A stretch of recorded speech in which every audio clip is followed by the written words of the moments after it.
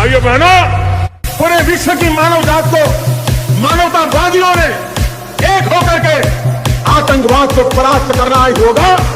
और आतंकवाद के सामने न हिंदुस्तान झुका है, न हिंदुस्तान झुकेगा। आतंकवाद को परास्त करके रहेगा। आतंकवादी कान खोल के सुन ले। हिंदुस्तान जिंदाबाद।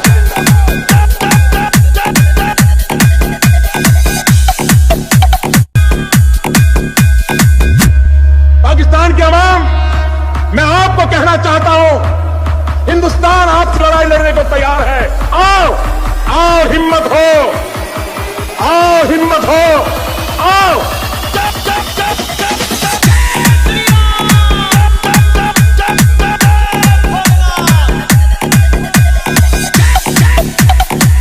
मैं आज यहां से सीधा सीधा पाकिस्तान की आवाम से बात करना चाहता हूं कि 1947 के पहले आपके पूर्वज भी इसी संयुक्त हिंदुस्तान की धरती को प्रणाम करते थे।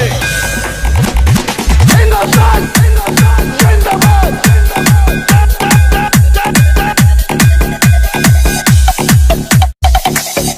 मेरे प्यारे देशवासियों, आतंकवादी कान खोल के सुन ले। भारत के 125 करोड़ देशवासियों का ये मनोबल, यही हमारी ताकत है और यही हमारे सैन्य का सामर्थ्य है।